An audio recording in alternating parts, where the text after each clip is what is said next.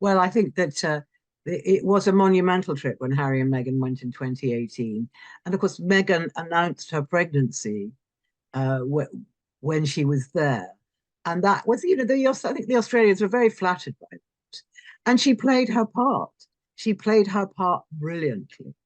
And they were young and fresh. And I think that when the late Queen looked at it, she thought, my goodness, we really have got, you know, two young people here who are going to be so beneficial for the Commonwealth. But I think Meghan wasn't seeing it quite like that. I think she enjoyed the adulation and she enjoyed playing the part of the princess as she saw it. But I also think it was a bit of a shock. She was being told what to do. She was being told where to go, and she was being told how to do it. And she wasn't taking a starring role in the actual whole sort of size of the monarchy, if you like. She was just a little pinpoint. I mean, at that moment in Australia, she was a starring role, but she wasn't really. She was just a cog in the wheel, and I don't think she liked that. So I think it was an eye opener for her that she was always just going to be the cog in the wheel because she was married to the number two man, not the number one man, which would have been William. And I think I agree with the royal commentators that that was definitely when the rot began to sort of fester a little bit. I personally don't think Charles will give a thought to Meghan and Harry's trip. He's been to Australia so many times. It is one of his favorite places in the world. And he's a very, very busy man. I think people don't really understand that he really has so little time to himself during the working day. He won't have the inclination or the time to think about Meghan and Harry. I think he will temporarily wash his hands of the whole thing. He won't, he's there as monarch and he's there to do a job and he will do it to the very best of his ability, which will be brilliant. And I don't think he'll think about any past trips, or I don't think he'll think about the when his younger son was there. He might think obviously about, trips when his mother was there and his father, because people will probably mention that to him. But I don't think Meghan and Harry are going to play any kind of part in this at all. This is a very important trip for the king because it's his first trip to Australia as monarch, and it's a place that he's always loved. He spent some time at school there during a break from Gordonstoun. He went to somewhere called Timbertops, and he really enjoyed it, and he's been going back to Australia many, many, many times since. And I think he just views it as a really wonderful young go-ahead country. And of course, he loves the fact that there's so much diversity there, and there's so many different types of things going on there. There's industry, there's nature, there's seascape. It's just a really beautiful place, and I think he really looks forward to going. The only downside is that it is very exhausting, leaving one place and literally flying, I don't know, 11 hours to another, and you're in a completely different time zone. I think that's what's difficult. And as Charles, has his cancer problems, they have slightly altered this tour to make it sort of more user friendly for him and also for the Queen. Charles is 76 in November, Camilla is 77. She'll be 78 next year. So it's not the easiest. So they're trying to make it as sort of friendly as possible because Charles is really looking forward to this.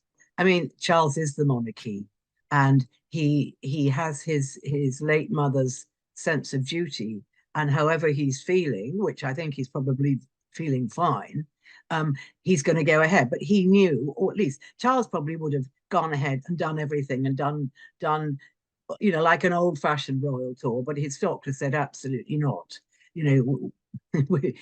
You'll exhaust yourself. You've got to pace yourself. So that's why it's been cut back. And I think it is very important for him. And there's no point in him going there and sort of becoming exhausted. He's got to go there and do his bit and show, show the enthusiasm that he has for Australia. And most of the Australians have huge enthusiasm for him and for Queen Camilla. It's just that they're using this, some small sections of the Australian society are using this as a showcase for the Republican movement. And they always do this. It's just, I think they've got a bit more attention than usual this time. Well, for a start, Australia always approaches the Foreign Office and extends the invitation. So the invitation is by Australia. It's not Charles saying, oh, I think I'd like a bit of winter sunshine and I'll go over there. So it is, they are the host country. They are hosting this trip. And obviously, they don't want any embarrassment. And the fact that a few politicians, I think it's half a dozen politicians, have decided that they don't wish to meet the King and Queen, well, that's up to them. And I think it's extremely rude. But I mean, Charles is used to that kind of thing. I'm sure he doesn't enjoy it, but he's not going to make a fuss about it.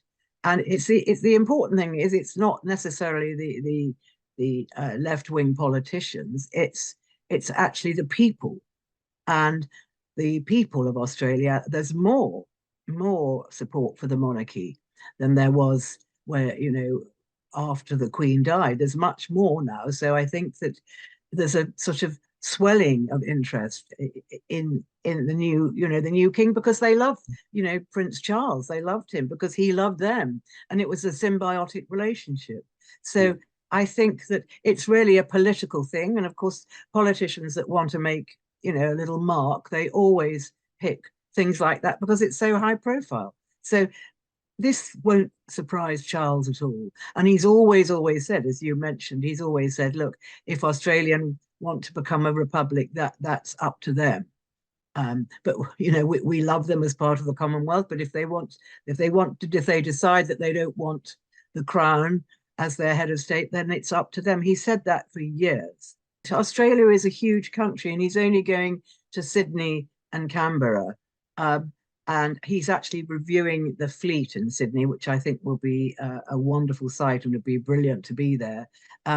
And Queen Camilla is doing some of her domestic violence. She's doing some of her literacy. So she's, meanwhile, that Charles will be concentrating on, the climate. He's also meeting with a cancer specialist, a professor, to discuss some of the latest methods for cures of cancer. So it's been very carefully organized. And I think that the people will really enjoy meeting him, those that do get to meet him. And he's very user-friendly. He's incredibly tactile, which is something that surprised, I think, some people over here after the late Queen, who was never tactile. It just wasn't in her psyche. But Prince Charles, he reaches over the heads of the crowd to shake someone's hand. He hugs people. He lets people hug him.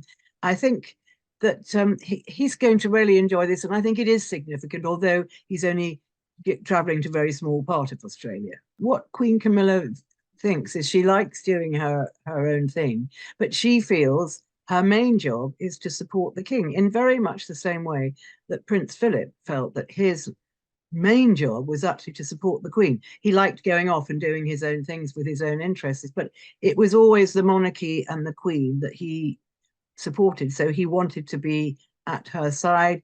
And in the same way that Camilla does, I think Prince Philip used to make the late Queen laugh when she got tired, and and he used to say something funny. And I think Camilla does very much the same thing for Charles. So this support is a huge benefit, and I think it's almost more benefit than all the other things she does. She'll bring great attention to the literacy problem, and she'll bring great attention to the sort of what I call it abused, but women.